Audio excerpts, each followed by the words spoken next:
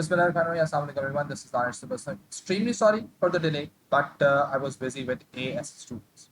So here it is SQR Super Quick Revision of year number 4 as it was highly demanded by a lot of students. खैर काफ़ी सारी चीज़ें जो आप लोग इस वक्त मुझसे पूछ रहे हैं कर लूँ. सो इसमें से एक यूनिट नंबर 4 और 5 की सुपर क्विक रिविजन हैं और A2 की कैलकुलेशन. सो स्टे ट्यून, सब आ रहा है. सो अब ये चीज़ ज़हन में रखो कि हमारे पास जो यूनिट नंबर 4 है उसके अंदर हमारे पास कुछ ये चीज़ें एग्जिस्ट कर रही हैं. बहुत सारी चीज़ें ऐसी हैं जो आप पहले ए से पढ़ चुके हैं, अब वो A2 का पार्ट है, like your location decision, your operation innovation, CAD CAM. अगर आप इन सब चीज़ों को देखें तो ये आपने AS में पहले पढ़ी हुई. A2 परस्पेक्टिव के लिहाज से भी आप थोड़ा सा इसको देख लेते हैं. प्लस आखिर के अंदर दो चीज़ें जो शायद मेरे ही वीडियो के पीछे छुपी हुई है, role of IT in operation management and operation strategy. और इस लेक्चर के एंड में 20वां का क्वेश्चन जो ऑपरेशन स्ट्रैटेजी पे आ सकता है उसका लेआउट भी आप लोगों से शेयर करूँ. सो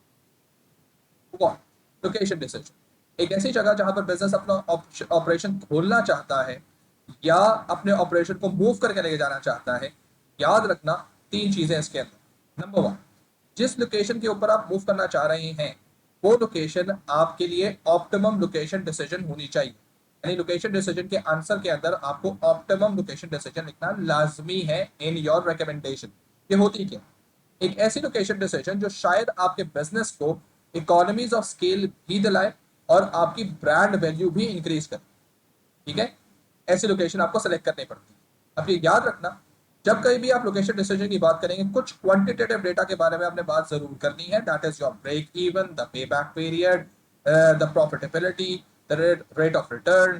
कंपटीशन क्वालिटेटिव हो जाता है, सही है. कंज्यूमर प्रेफरेंसेस क्वांटिटेटिव हो जाती हैं. फर्दर रूम एक्सपेंशन आपके पास अवेलेबल है या नहीं है, ये आपके पास कुछ क्वालिटेटिव फैक्टर्स हो जाते हैं जो अदर इंफॉर्मेशन में आप इंक्लूड कर सकते हैं. क्वांटिटेटिव और क्वालिटेटिव दोनों आप अदर इंफॉर्मेशन में इंक्लूड कर सकते हैं. और नंबर 3 चीज ये है कि you have to first decide company क्या लोकेशन कर रही है, दो लोकेशंस के दरमियान डिसीजन ले रही है या एक लोकेशन से दूसरी लोकेशन पे जा रही है. अगर एक जगह से दूसरी जगह पे जा रही है दैट इज रीलोकेशन कर रही है, तो ये याद रखना कि जब कहीं भी रीलोकेट करते हैं तो जहां से जा रहे होते हैं वहां की बुराई करते हैं और जहां पर जा रहे होते हैं वहां की अच्छाई करते हैं. सही है, यानी जिस लोकेशन से हम जा रहे होंगे उसके लिए एक पैराग्राफ बनेगा और वहां पर उसकी बुराइयां करके देयरफॉर करके हम उसकी बुराई का सोल्यूशन देंगे और अगले वाले के लिहाज से जहां पर हम जा रहे होंगे उस लोकेशन के फायदे लिखते हुए उसको हाउएवर कर देंगे. ठीक है, अगर आपके पास लोकेशन डिसीजन होगा यानी कि दो हैं, दोनों के दरमियान में से कोई एक सेलेक्ट करनी है. ठीक है, इसके लिहाज से what you are going to do, you have to write on two different paragraphs for two different locations और दोनों में दोनों की अच्छाइयां बताते हुए दोनों के एनालिसिस करने के बाद हाउ एवर करके दोनों की बुराई कर दीजिएगा और फिर अपने फाइनल पैराग्राफ के अंदर उसको रिकमेंड कर दीजिएगा. सही है, प्लीज इस चीज को जहन में रखना कि अगर कोई भी लोकेशन, भले वो लोकेशन हो या वो रीलोकेशन, अगर इस पर्टिकुलर चीज के अंदर आपको इंटरनेशनल मूव करना है, इंटरनेशनल मूव करना है यानी कि आप आपकी कंट्री चेंज हो रही, तो इंश्योर दिस थिंग के एक्सचेंज रेट और गवर्नमेंट पॉलिसीज के बारे में बात जरूर करिएगा in other information. So location decision करने के फायदे क्या क्या होते हैं? सबसे पहली चीज ये कि बिजनेसेस जो है वो अपनी कॉस्ट रिड्यूस करने की कोशिश करते हैं, एक्सपेंशन करने की बात करते हैं, स्किल लेबर और रिसोर्सेज को एक्वायर करना चाहते हैं, डेफिनेटली डिफरेंट अपॉर्चुनिटीज अगर वो लेना चाहते हैं, अपने फायदे में लेना चाहते हैं. रेगुलेशन बैरियर्स भी आ सकते हैं, इकोनॉमिक कंडीशंस भी अजीब सी हो सकती हैं और कंपटीशन भी आ सकता है. ठीक है, और ये याद रखिएगा कि जब कभी भी आपके पास लोकेशन डिसीजन की हम बात कर रहे हो तो market competition, economic conditions, political infrastructure, labour force availability, ये तमाम तो फैक्टर्स हैं जो आप इंक्लूड कर सकते हैं. तो there are so many factors you can include in location decision. Ideally speaking 12 mark का क्वेश्चन इसके ऊपर एक्सपेक्टेड है. टेबल आ जाएगा और सिलेक्शन आपके पास करनी पड़ेगी. Next come operation flexibility innovation. मेरा ख्याल है कि ये एक अच्छा क्वेश्चन बन सकता है इन टर्म्स ऑफ 12 मार्क, क्योंकि वेदर के साथ ये क्वेश्चन आ सकता है. इवैल्यूएट वेदर और या evaluate the usefulness of this thing. Operation flexibility और इनोवेशन होती क्या है? Originally this comes with CAD and CAM, जो नेक्स्ट टॉपिक भी है. ये दोनों इम्बेड करके भी आप लिख सकते हैं. फ्लेक्सिबिलिटी का मतलब ये है कि आपको जिस तरह से भी मार्केट कंडीशन चेंज हो रही हो, रिक्वायरमेंट चेंज हो रही हो, उसको आप अडॉप्ट कर सकें without increasing significant amount of cost, without deteriorating significant amount of quality. सही है।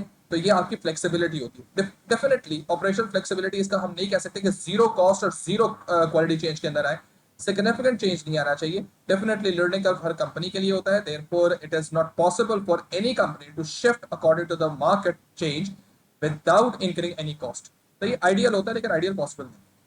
फायदा क्या है ऑपरेशन फ्लेक्सिबिलिटी का? Number one, adaptation of changing in market and consumer needs. Definitely it's ever changing, so you have to be flexible. Number two, facilitate cost reduction and process improvement. Process improvement के अंदर आपके पास rationalization भी आती है और optimization भी आती है। rationalization का मतलब ये होता है कि आप सेम काम बेहतर रिसोर्सेस के साथ करेंगे। जब ऑप्टिमाइजेशन की बात आती है तो ऑप्टिमाइजेशन का मतलब ये होता है कि आप सेम काम कम स्टेप्स में करेंगे, दोनों से cost reduce. Provide opportunities and learning for innovation. Definitely, this is basically one of the key feature of operations management. Operational strategy का ये key feature है कि हमें नई opportunities को सीखना है और innovations की तरफ जाना है। डिसएडवांटेजेस क्या क्या हो सकते हैं? डिसएडवांटेजेस में डेफिनेटली ऑर्गेनाइजेशनल स्ट्रक्चर जो है वो ऑपरेशनल फ्लेक्सिबिलिटी को अकोमोडेट कर पाएगा नहीं कर पाएगा। It's a very good point, it's a very good, how ever it's a very good evaluative point, क्योंकि ये बेसिकली दूसरे यूनिट को लिंक कर रहा है। सही है। और ये भी मैं पहले बात कर चुका हूँ कि अगर अपने आंसर के अंदर आप हाउ एवर साइड पे अगर आप दूसरे डिपार्टमेंट को लिंक कर लें, जैसे यहाँ पर हम ऑपरेशंस यूनिट 4 में हैं और इस फर्स्ट डिसएडवांटेज के अंदर we are in unit number 2 organizational structure, तो definitely it's a good way to connect to departments. Evaluation score है, ठीक है। May require investment in technology and process. Definitely पैसे का बहुत बड़ा फैक्टर होता है। May face competition from more agile innovative players. Definitely जब आपसे ज्यादा कोई होगा तो वो जल्दी फ्लेक्सिबिलिटी ले लेगा। मैंने जब भी बात की है कि सिग्निफिकेंट अमाउंट ऑफ कॉस्ट नहीं बढ़नी चाहिए, क्योंकि कोई आपसे कम कॉस्ट के अंदर वही फ्लेक्सिबिलिटी अडॉप्ट कर रहा होगा। फैक्टर्स जो अफेक्टिंग हमारे पास आ सकते हैं, that is basically technological advancement, market competition, consumer needs and patterns. And ये याद रखना कि organizational structure plays a vital role in your flexibility and innovation को लाने के लिए। सही है। सो इस चीज को प्लीज ध्यान में रखना है। ये ऑपरेशनल फ्लेक्सिबिलिटी एंड इनोवेशन जो है that is connected with HR, that is connected with your marketing like research and development. If you have heard my lecture of research and development, तो मैंने वहां पर भी बात की थी कि काफी ज्यादा उसके लिए आपको इनोवेशन लाने के लिए भी काम किया जा सकता है। Moving on, that is the point. CAD CAM, computer aided design, computer aided manufacturing, ये ओरिजिनली आपके पास आ सकता है। डेफिनेटली क्वेश्चन तो नहीं आएगा, 8 मार्क का शायद क्वेश्चन आ जाए इसके ऊपर, लेकिन ये पॉइंट जो है ये मुझे बड़ा पसंद है जब कभी मैं ऑपरेशन स्ट्रेटेजी के बारे में बात करूँ, ठीक है, क्योंकि ये बहुत स्पीड अप करता है चीज़। और अगला जो इसके बाद जो नेक्स्ट जो चीज़ है क्रिटिकल पाथ एनालिसिस, ये इसमें बहुत ज़्यादा इन्फ्लुएंस करता है। तो CPA के अंदर भी और लीन प्रोडक्शन के अंदर भी और काफ़ी सारी चीज़ों के अंदर कैड कैम का आप इस्तेमाल कर सकते हैं। फायदा क्या है जी? फायदा ये कि जी इसके थ्रू, कंप्यूटर एडेड डिज़ाइन के थ्रू आप बहुत ज़्यादा वेरिएशंस के साथ डिज़ाइन और बड़ा इफेक्टिवली डिज़ाइन बना सकते हैं। और याद रखिएगा कैड के अंदर जब आप काम कर रहे होते हैं तो आपको बहुत स्किल्ड लेबर की भी ज़रूरत होती है, प्रोफेशनल्स की ज़रूरत होती है that can use very specialized softwares. So they are very expensive. One, the softwares are very expensive. Two, and then basically you have to buy their licensing. Pakistan में सिर्फ इस चीज़ का है कि हम डाउनलोड टोरेंट से करते हैं, लेकिन दुनिया भर में प्रोफेशनल लाइफ के अंदर अगर हम बात करें तो कोई चीज़ भी टोरेंट डाउनलोडेड नहीं चल सकती, लीगल लेजिस्लेशन लग जाती हैं, ठीक है। Again cat cam can also reduce the impact of labour, और impact of labour can be very cost saving.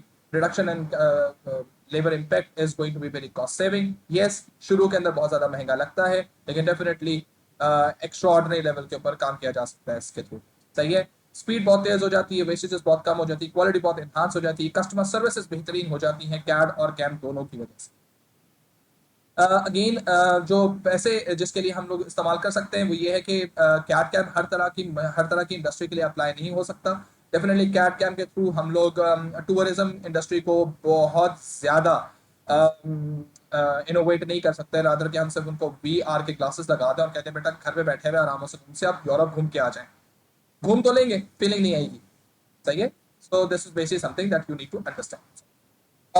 उसके अलावा हमारे पास जो दूसरी चीज़ है दैट इज कैट कैम की इंट्रोडक्शन जो है that is really very important in terms of market competition, ठीक है। Again the product complexity, product कितना कॉम्प्लेक्स है, कितना ज्यादा जरूरी है। For example if basically I don't have a product right now, but if originally हम कोई एक नट और बोल्ट्स बनाते हैं, सही है, नट पाने बना रहे हैं हम लोग सिर्फ किसी कंपनी की किसी प्रोडक्ट के लिए, तो उसके लिए भी मुझे एक 3D ग्राफिक्स की जरूरत होगी, सही, कैड की जरूरत होगी कि कितने इंच का, कितने सेंटीमीटर्स का, कितने मिलीमीटर्स की थिकनेस है, and so on, so we have to be super precise about it, ठीक है। लेकिन मैं अगर केक बना रहा हूँ तो वो केक हैंडमेड पे भी जा सकता है, ठीक है।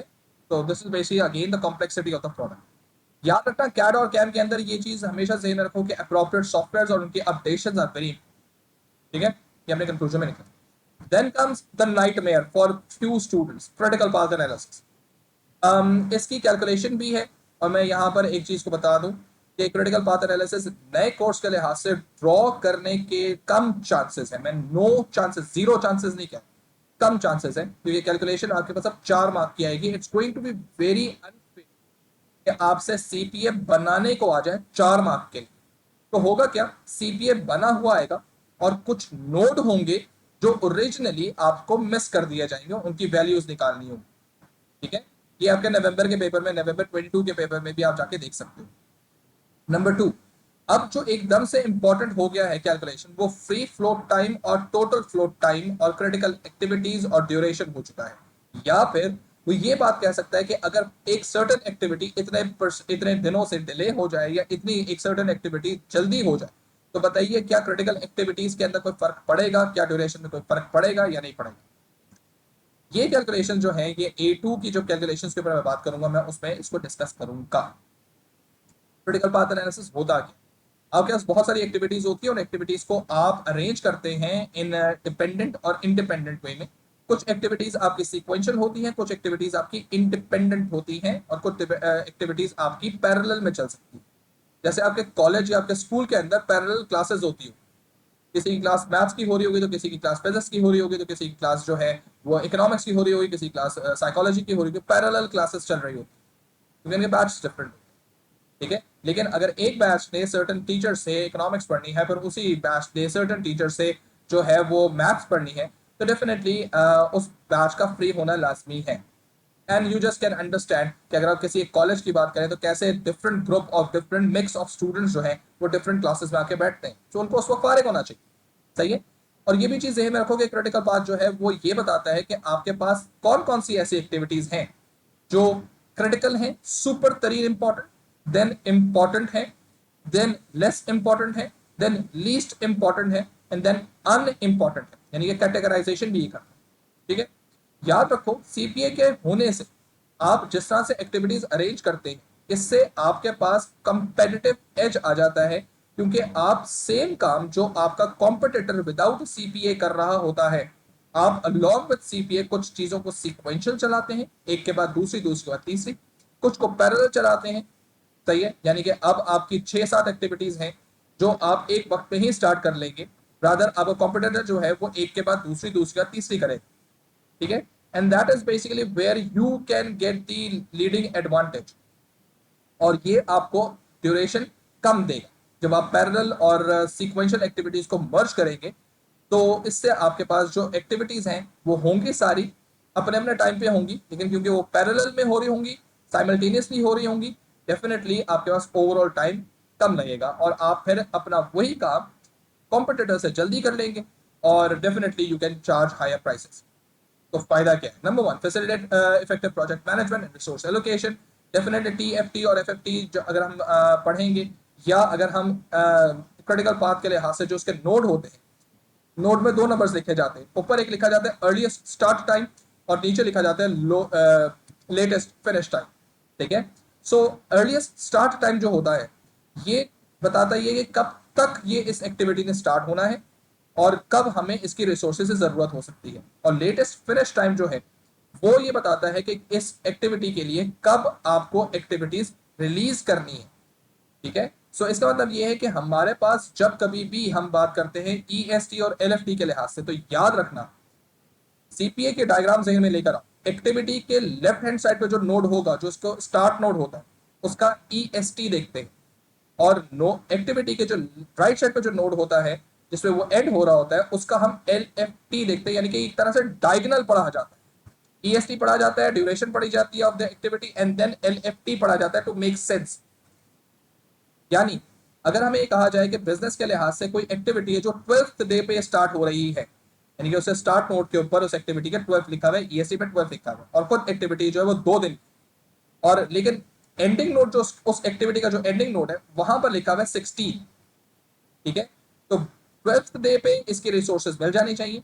2 दिन की एक एक्टिविटी है और इसको लेटेस्ट बाय कब तक खत्म हो जाना चाहिए, 16th day of the project में खत्म हो जाना चाहिए। यानी कि अब हमारे पास है तो 4 दिन, लेकिन 2 दिन चाहिए इसको कंप्लीट होने के लिए, तो फाइंड द मोस्ट सुटेबल 2 दिन। सही है, this is basically how we understand this thing. तो ये बड़ी जबरदस्त तरीके से जस्ट इन टाइम एक्टिविटी को इंक्लूड कर सकती है। डेफिनेटली क्रिटिकल एक्टिविटीज टास्क पता चल जाते हैं और उसके ऊपर ज्यादा मॉनिटरिंग, ज्यादा कंट्रोल देखा जाता है। कम्युनिकेशन बेहतर हो जाती है क्योंकि पता है किस वक्त किसको कंप्लीट होना है, कब कौन सी एक्टिविटी आगे चलेगी। So definitely it's going to be a very fruitful thing. Planning के अंदर क्योंकि ये अगर मैनुअल किया जाए तो काफी मुश्किल लगता है, लेकिन अब क्योंकि आईटी जो है वो इसको टेक ओवर कर चुका है क्रिटिकल पाथ को, तो डेफिनेटली नई नई एक्टिविटीज, ऐसे सिस्टम्स आ चुके हैं, you just include an activity and it happens. ठीक है, जस्ट लाइक अगर आपने कभी एक्सेल, माइक्रोसॉफ्ट एक्सेल देखा हो, तो उसमें आपने बहुत बड़ी सारी एक स्प्रेडशीट कोई बना ली और आपको एकदम से कोई कॉलम ऐड इन करना हो, you just go click and that's the added. सही है, तो कोई मसले की बात ही नहीं, it's just like that now in with the help of IT. ठीक है, अगेन कुछ एक्टिविटीज ऐसी होती है जो अनफोर्सीन होती है। ठीक है, 2 तरह की एक्टिविटीज होती है, याद रखो, एक तो स्केड्यूल्ड होती है, एक अनस्केड्यूल्ड होती है। स्केड्यूल्ड एक्टिविटीज हमारे पास एक स्ट्रेट लाइन के थ्रू आइडेंटिफाई किया जाता है। ठीक है, जिसको हम रेगुलर एक्टिविटी कहते हैं, स्केड्यूल्ड एक्टिविटी देते हैं। और अगर आपने पेपर में कभी देखा तो वगैरह टेबल के अंदर ये लाइन में ABCDEFGH लिखा हुआ नजर आ रहा होता है, इनकी ड्यूरेशंस भी होती है। एक होती है माइट हैपन वाली कहानी, माइट हैपन। सही है, ये हो सकता है इस एक्टिविटी के साथ, शायद हो सकता है। ठीक है, और this is basically might happen वाली कहानियां होती हैं। माइट बी के साथ का मतलब ये है कि ये डमी एक्टिविटी एग्जिस्ट कर रही है, ये डॉटेड लाइन होती है। सही है, इसका कोई नाम नहीं होता, इसकी कोई ड्यूरेशन नहीं होती, it might happen, might not happen. और कुछ होती है अनस्केड्यूल्ड एक्टिविटी, यानी कि अनफोर्सीन एक्टिविटी, पता ही नहीं, डिजास्टर हो गया, तो उसके लिए हमें कंटिजेंसी प्लान की तरफ जाना पड़ा। जो हमारे पास इसे फैक्टर्स हैं, वो प्रोजेक्ट का स्कोप क्या है, कितना बड़ा बिजनेस है, कितना बड़ा ऑपरेशन है, उसमें कितना ज्यादा एक्टिविटीज एड ऑन हो सकती हैं, कितनी डिपेंडेंसीज चेंज हो सकती हैं, कोई टेक्नोलॉजिकल एडवांसमेंट से बहुत सारी चीजें अब चेंज भी हो सकती हैं। पहले आपको शायद कपड़े धोने पड़ते थे, फिर कपड़े सुखाने पड़ते थे, अब एक साथ ही कोई ऐसी एक्टिविटी आ गई, एक मशीन आ गई जो कपड़े धो भी सकता है बड़ी लॉन्ड्री बिजनेस के अंदर, और वो सुखा भी सकता है, और इवन वो फोल्ड भी कर सकता है, तो काफी सारे काम उसे नहीं करती। ठीक है, रिसोर्स अवेलेबिलिटी आपके पास कितनी है, अगेन सप्लायर का डिले कितना है, क्योंकि definitely you are working on JIT, आपने एक डेट दी हुई है कि मुझे 12th डे के ऊपर रिसोर्सेज चाहिए, 16 डे पे मैं आपके रिसोर्सेज फ्री कर दूंगा। Resources include your HR resources, resources include your financial resources, operational resources, marketing resources, every kind of resource। याद रखो, resources are scarce। सही है, तो if they are not going to there when it is required, so definitely you will have it on a very higher cost। ठीक है, so this is your SEP। Then we move on to total quality management, a very good point, a very good question in terms of 12 mark। I really appreciate अगर CIE वाले 12 mark पे इसको test करें, क्योंकि there are so many things one can leave in this particular quiz topic, क्योंकि total quality management is about during the process quality assessment, which is known as quality assurance, and after the process quality assessment known as quality control। quality assessment during the process अगर की जाती है assurance है, और अगर quality assessment आपकी after the process की जाए दैट इज क्वालिटी कंट्रोल। और ये याद रखो, quality assurance is more important, less expensive as compare to quality control. अगर दोनों चीजें हो रही है, क्वालिटी कंट्रोल और क्वालिटी अश्योरेंस दोनों हो रही है, तो उसको हम कहते हैं टोटल क्वालिटी मैनेजमेंट। और प्लीज इस चीज को ध्यान में रखना है कि quality has nothing to do only with operations department. Total quality management का मतलब ये है कि it's a total responsibility of all the departments, they should work according to their required areas so that overall a quality operations are conducted। यानी कि HR को अपना काम क्वालिटी का करना है, मार्केटिंग को अपना काम क्वालिटी का करना है, ऑपरेशंस को अपना काम क्वालिटी का करना है, और फाइनेंस को अपना काम क्वालिटी का करना है, इवन स्ट्रैटेजी वाले यूनिट को, डिपार्टमेंट को अपना काम क्वालिटी का करना है, तब कहीं जाके टोटल क्वालिटी मैनेजमेंट अचीव होगी। सही है, तो coordination between department is super important to make sure कि TQM वर्क्स बेस्ट। नंबर 2, जो चीज बच्चा भूल जाता है, क्वालिटी कंट्रोल मैनेजमेंट के अंदर याद रखो क्वालिटी सर्कल्स आता है। Quality circle is basically non financial motivator और ये एएस का कॉन्सेप्ट है जिसमें एम्प्लॉय इम्बेड किए जाते हैं, इन्वॉल्व किए जाते हैं और विद हायर मैनेजमेंट, जिसके थ्रू उनके अंदर मोटिवेशन आती है। तो डेफिनेटली इस बात को मत भूलना। क्वालिटी कंट्रोल बेसिकली क्यों किया जाता है, टोटल क्वालिटी मैनेजमेंट किया क्यों जाता है? क्योंकि ओरिजिनली आपको कॉस्ट रिड्यूस करनी होती है, सही है, प्रोसेस में इंप्रूवमेंट लानी होती है, कस्टमर की सेटिस्फेक्शन बढ़ानी होती है, लॉयल्टी बढ़ानी होती है, और डेफिनेटली क्वालिटी इंक्रीज करने के लिए you have to give a tremendous amount of training and your organization structure should be capable to introduce this TQM. Bureaucratic system अगर होगा तो डेफिनेटली टीक्यूएम अप्लाई नहीं हो पाएगा, क्योंकि टॉप मैनेजमेंट बिल्कुल अपने आप को इस चीज से साइडलाइन करती है कि जिस तरह से लोअर स्टाफ या मिडिल टायर ऑफ मैनेजमेंट जो है वो कंट्रोल की जा रही हो in terms of quality. Higher management कभी भी अपने आप को उस तरह से कंट्रोल करवाना नहीं चाहेगी, सही है। And then you have to understand this thing कि जब quality management, total quality management की बात आती है तो इसमें आपको ऑपरेशनल फ्लेक्सिबिलिटी लाना लाजमी है। यानी अगर हम बात करें टीक्यूएम के अंदर, सो टीक्यूएम के अंदर we can use CPA as part of our answer, we can use a upcoming topic of benchmarking and ERP also in total quality management. So last के last के 4 जो topics हैं जो मैं TQM, lean, benchmarking, ERP, they are interrelated। याद रखना interrelated है, ये इन दोनों को आपस में आप बात कर सकते हैं। जो इंपॉर्टेंट वाली चीज है वो ये है कि टोटल क्वालिटी मैनेजमेंट में लीडरशिप की कमिटमेंट के बारे में बात जरूर करनी है, एम्प्लॉय इन्वॉल्वमेंट के बारे में बात जरूर कर रही है, और ये चीज बात जरूर कर रही है कि मुसलसल इवॉल्व होना है, मुसलसल इंप्रूव होना है, विच इज नोन एज काइजियर। ठीक है, सो ये तमाम तर बातें आपको जहन में रखनी। तो it's a very good, very enrich, very मकसद वोकैबुलरी बेस्ड आंसर हो सकता है, और ये TQM is always a part of my favourites in operations management. Introduction 4 बातें करता है। Value adding economies of scale, number 2 wastage reduction, number 3 total quality management, number 4 remove all those processes that adds no value। this is basic definition of lean। Value adding economies of scale कौन सी होती हैं? Value adding economies scale, मैंने economy of scale के बारे में बात नहीं की क्योंकि इंतहाई बचकाना टॉपिक था, लेकिन मैं वैल्यू एडिंग के बारे में जरूर करूंगा। We have like 5 major economies of scale: bulk purchasing, financial, marketing, managerial, technical. ठीक है, bulk purchasing is the only one that is not value adding, क्योंकि स्टॉक आप ज्यादा खरीदते हैं तो आपकी कॉस्ट बढ़ जाती है, क्योंकि स्टोरेज कॉस्ट और मेंटेनेंस और सुपरवाइजरी कॉस्ट बढ़ जाती है। टेक्नोलॉजिकल जो है वो वैल्यू ऐड करती है, फाइनेंशियल जो है वो वैल्यू ऐड करती है, मैनेजरियल जो है वो वैल्यू ऐड करती है, मार्केटिंग जो है वो वैल्यू ऐड करती है। तो lean production focuses on other 4 economies of scale rather on bulk purchase. Number 2, ये चीज वेस्टेज को रिमूव करती है, क्योंकि they basically do not believe in stock piling, so just in time is always there. ठीक है, and similarly they want to ensure कि wastages remove क्यों हो, क्योंकि वेस्टेजेस रिमूव करने के लिए there is an abbreviation known as Tim Wood, TIMWOOD, Tim Wood. 7 wastages: 1 transportation, I inventory, M movement or motion, W waiting, O for overproduction. Next O is purchasing, overproduction and over processing, sorry, and D is your defect। Companies आमतौर पे अपने आप को vestiges की जब बात करी जाती है तो सबसे आखिरी वाली वेस्टेज के ऊपर लेकर आते हैं, डिफेक्ट के ऊपर। पहले 6 के बारे में वो सोचते भी नहीं है, therefore they are unable to reduce cost significantly, सही है। लेकिन unnecessary movement of resources from one process to another, transport, unnecessary movement from one process within one process is movement, idle resourcing, waiting for them to get used, waiting, you produced more than required, overproduction, you processed more than expected by the consumer and consumer is not willing to pay for that extra processing, overproduction, over processing, and you have held more inventory than required। inventory Tim Wood के अंदर ये बात होती है, सही है। सो लीन production सबको खत्म करवाता है।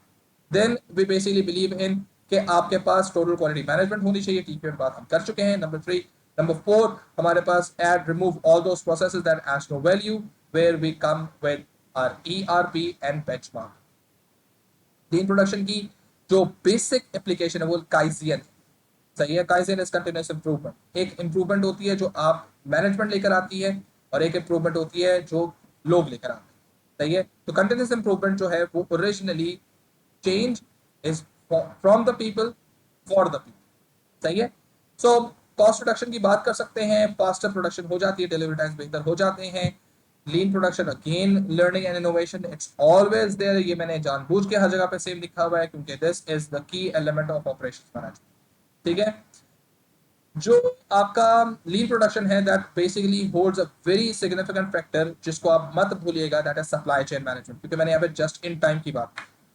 ठीक है, और जस्ट इन टाइम के अंदर मैंने वेस्टेजेस के बारे में जब मैंने बात की, तो वेस्टेजेस के अंदर मैंने इन्वेंट्री में कहा है कि we do not hold more inventory, उसके अंदर हमारा सप्लायर जो है हैज टू बी विद अस।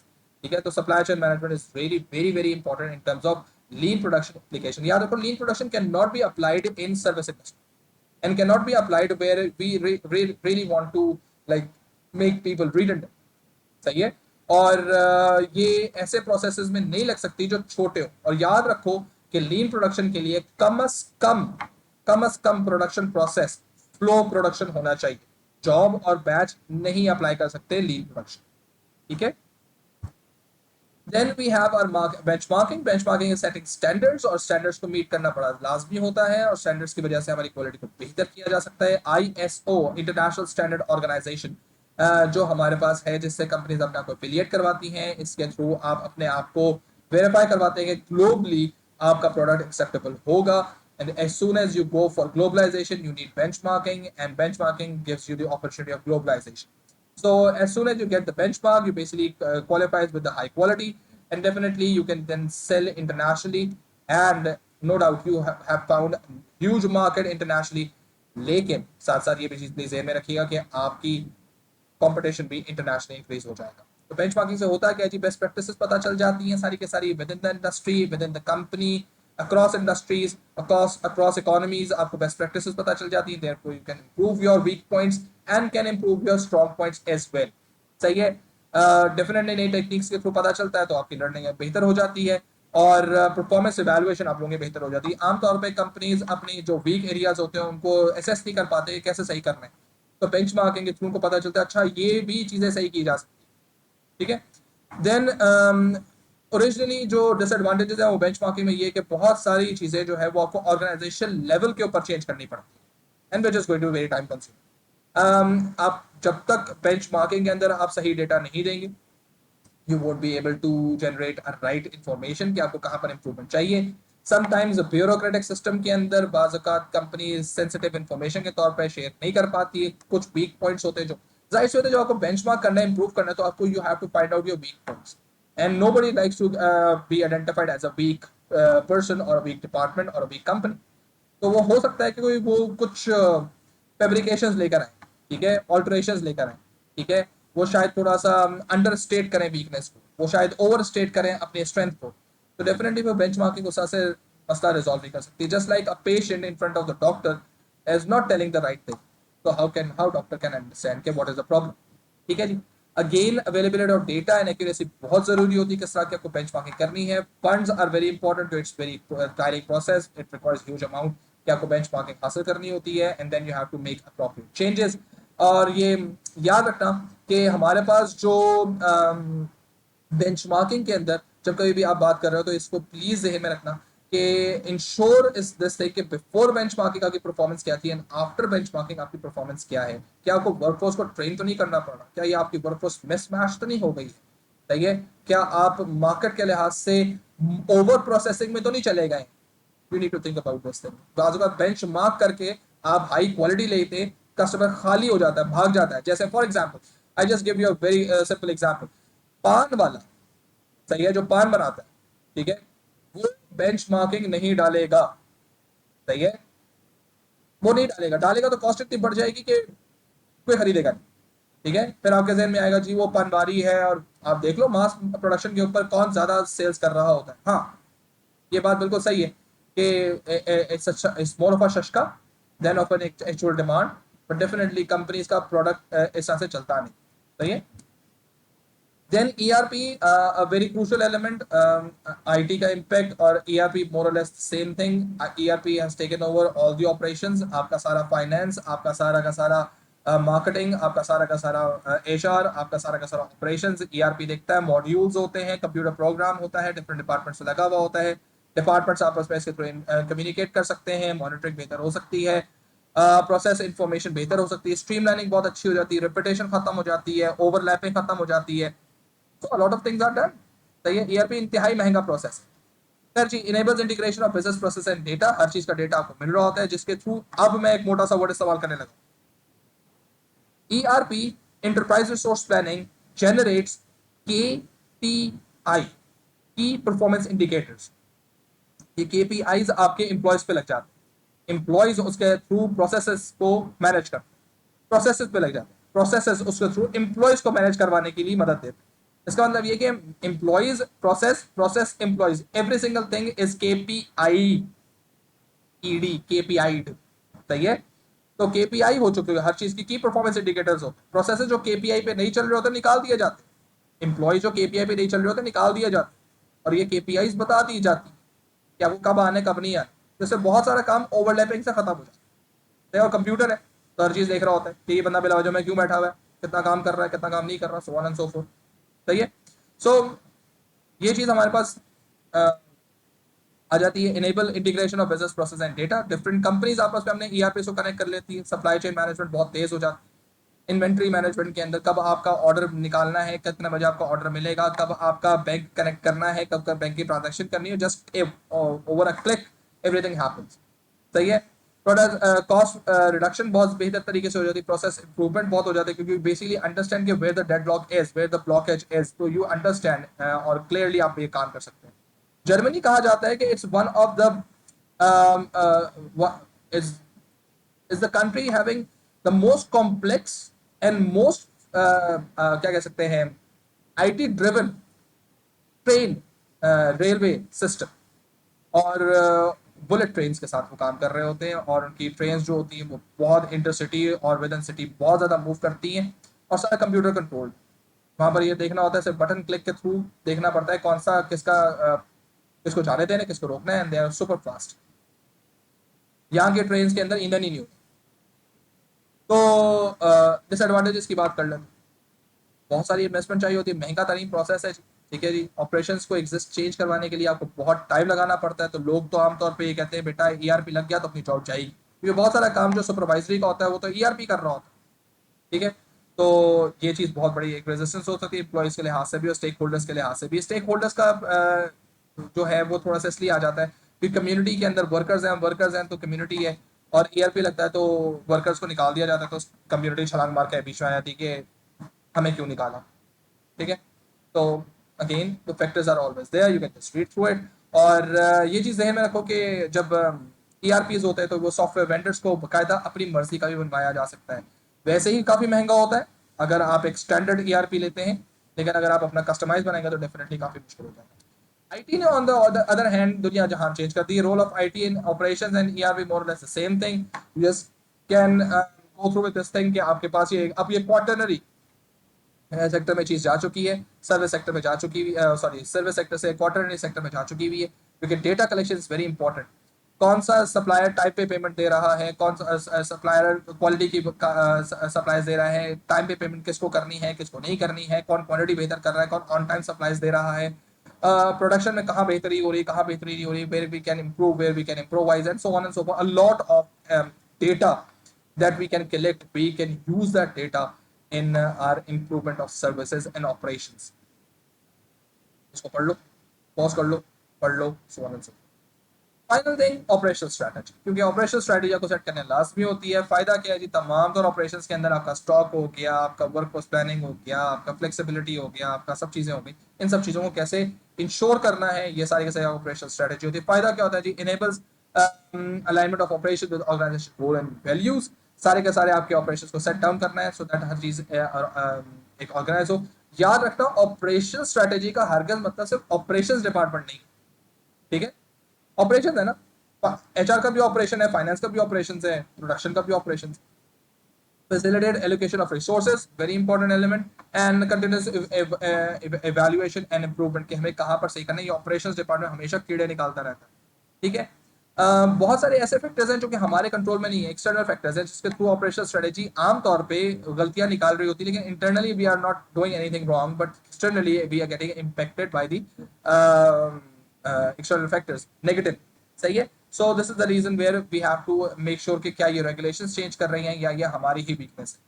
उसमें फिर हमारे पास वो पोर्टर 5 फोर्सेस मॉडल और फिर वो पेस्ट एनालिसिस वगैरह लग जाता है। So this is basically where operation strategies का एक्सटर्नल फैक्टर्स के ऊपर फिर आपका पोर्टर 5 फोर्सेस मॉडल या पेस्ट एनालिसिस लग जाता है। ठीक है, देन ऑर्गेनाइजेशन स्ट्रक्चर के ऊपर ये बात आ जाती है एंड देन आपको टेक्नोलॉजी को और ट्रेनिंग को प्रोसेस चेंजेस को आपको देखना पड़ता है। And then the most important thing operation strategy के अंदर ये है कि आपकी मार्केट में कंपटीशन क्या और कंज्यूमर का बिहेवियर कैसे चेंज हो, क्योंकि कंज्यूमर के बिहेवियर के लिहाज से आप फ्लेक्सिबिलिटी लेकर आएंगे और फ्लेक्सिबिलिटी जो है वो आपकी बाकी पूरी ऑर्गेनाइजेशन को चेंज करेगी। तो definitely it's going to be a derived factor which we have to understand. Last but not least, what is included in operational strategy, ये रहा जी इसका स्ट्रक्चर। सही है, केस स्टडी के अंदर ये दो तरह से क्वेश्चन आ सकता है, एक तो आपको ऑपरेशनल स्ट्रेटजी बनाने को आ सकता है पेपर नंबर 4 के अंदर, और एक आपको टाइम लाइन में चीज की जा सकती है।